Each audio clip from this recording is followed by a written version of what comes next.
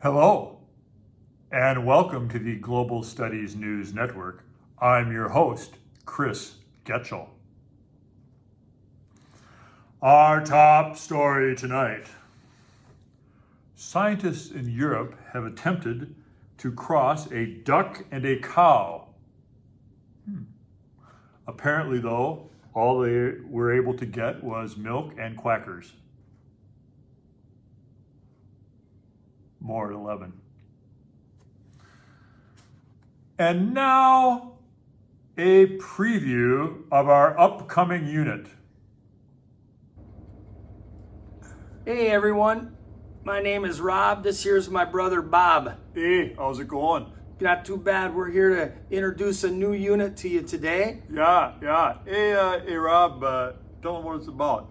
Well, it's about these two big continents there in the Western Hemisphere. Oh, yeah. We live on one of them, don't we? Well, yeah, we live on the north one. The north one. We're up north here. That's the good one, if you know what I mean. Yeah. But we're going to talk about both of them because we got to cover all the subjects. You know what I mean, eh? Yeah, that sounds good, eh? Yeah. Where should we start, eh? Well, we're going to start up north because I think we're all most familiar with that. So, use people at home. We're starting in the north. And we're going to talk about, physical features. Oh, yeah, like the landforms and the waterways? Oh, yeah. And of course, culture. Oh, culture. Well, you mean like fashion? Yeah, I think you know what I mean, eh?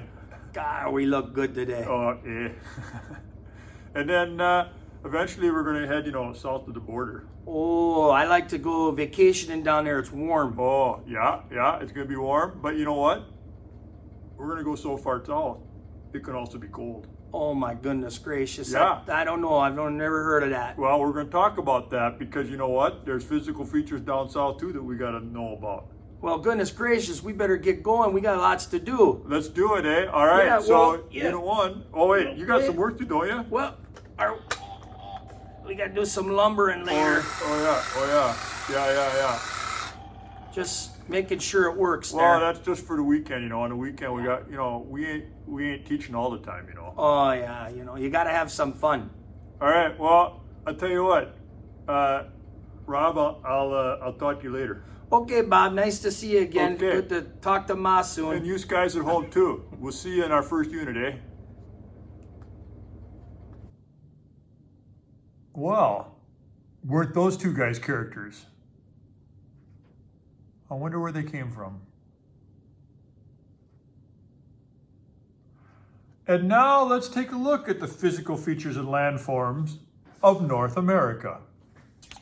This U.S. and Canada lesson will cover Minnesota Standards 83361 and 83231.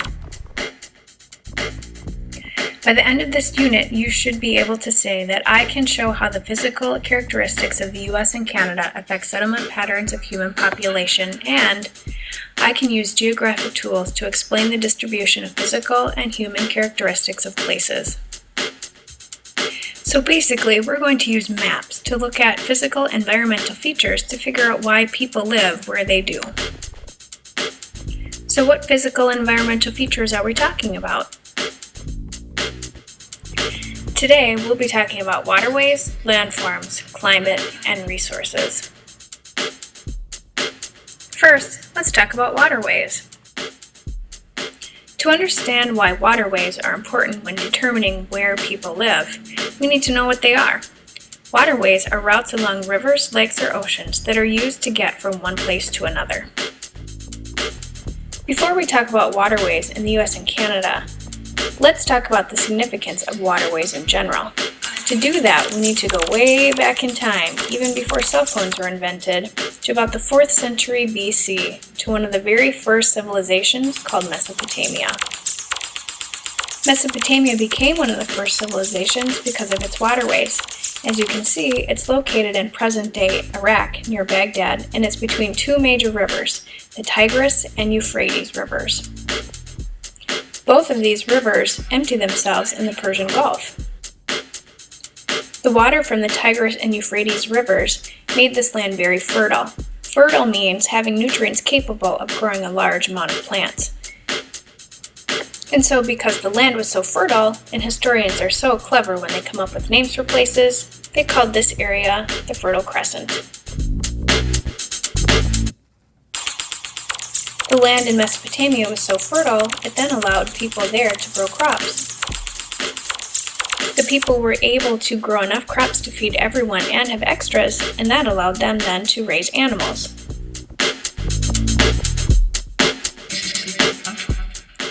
Living so close to two waterways also gave the Mesopotamians some other advantages. One advantage is transportation. It's much easier to put people or goods on a boat and send them down the river than it is to carry it across the desert. Another advantage is exploration. It's a lot more fun and a lot less work to find new places and new neighbors on a boat. The last advantage is having trade routes. The people could transport their goods, and now they explored and found new neighbors, and they could trade their goods to other people. Here's a map of all the things our friends in Mesopotamia traded with other places.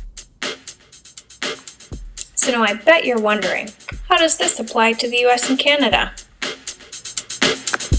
First, let's take a look at the different waterways that we have in the United States and Canada. We have two oceans. We have the Pacific Ocean on the west. We have the Atlantic Ocean on the east coast. We have the Great Lakes. We have the Gulf of Mexico. We have the Hudson Bay. And look at all of these rivers all over the United States and Canada. Now that you know where the major waterways are, let's take a look at the major cities in the US and Canada. Can you see how they're all located, or most of them anyway, are located near major waterways? Let's look at a few examples. The first waterways we'll look at are ports. You can see that on the west coast in LA and San Diego, and in the Gulf of Mexico we have New Orleans, and on the east coast we have New York and Boston, that these are major trading centers. Goods go in and out of the United States at these places. And a long, long time ago, your grandparents may have come in through one of these major immigration centers. Now let's take a look at the cities that are underlined. These areas are in very fertile places in the US and Canada. Once the farmers figured out how to grow enough crops for themselves, for their livestock, and then they had extras, they could send them onto the rivers to get them out to the Great Lakes or to the ports in order to trade with other countries or to send them to other places in the United States. Waterways are also important for manufacturing in the United States and Canada. You can see on this map that I have the Great Lakes area circled. This is a very important manufacturing area in the US and Canada. The city of Detroit is a good example of this. They are known for their car manufacturing. Once the cars are built, the Great Lakes gives them easy access to trade routes to sell their cars around the world. So as a review, waterways are very important when explaining where people live in the United States because it allows people to farm, it allows for manufacturing, and it also allows us to transport and trade our goods. Okay, so your brain now is probably pretty overloaded with waterways. So let's move on to the next thing, landforms. Landforms are any natural feature on the surface of the earth. Landforms can also help us explain why people live where they do in the US and Canada. Let's find out where people live in the US and Canada. This is a population density map. The areas that are shaded darker red or orange are where more people live. The areas that aren't shaded have hardly any people living there. When we learned about waterways, that helped explain why people live where they do. Landforms can help us explain why people don't live in certain areas. Let's compare this population density map with a physical map of the United States and Canada, and let's see if you can figure out why. Did you figure it out? You got it, it's the Rocky Mountains. It's difficult to grow crops in the mountains, and a lot of times the mountains have very cold climates and steep elevations which make it difficult for people to live in.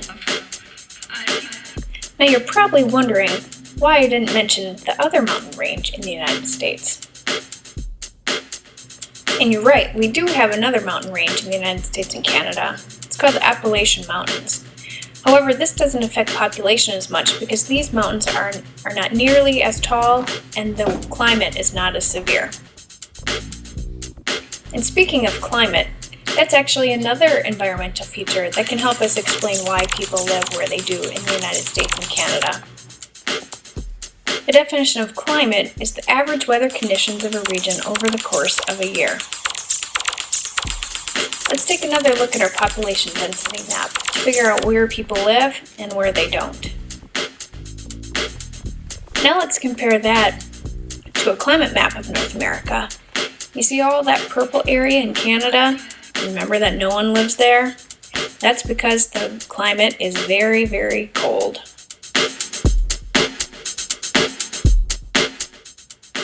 Do you see that really light brown or tan area with the speckled things on it?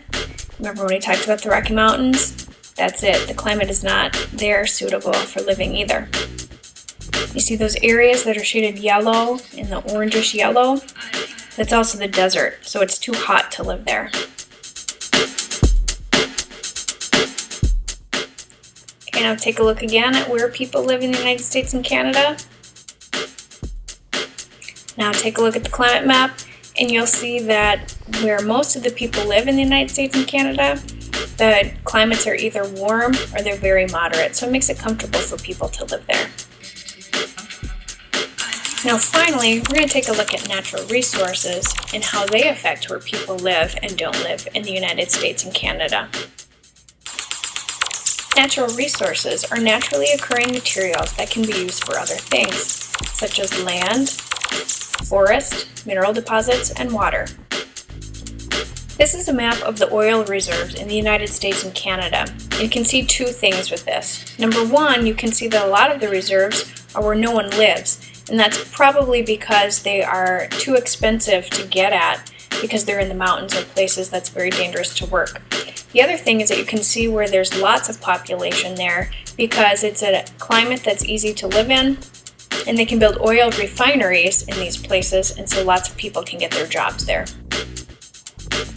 This map shows the coal reserves in the United States, and again you can see that a lot of the coal is located near the mountains.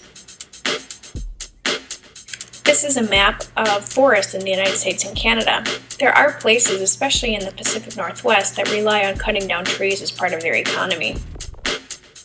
In fact, for a long time, people in Minnesota made a lot of money cutting down trees and then sending them down the rivers to send to other places. So there you have it. The next time someone asks you to explain why the physical and environmental features of the US and Canada determine where people live and settle, you know why. It's the waterways, it's the landforms, it's the climate, and it's the natural resources.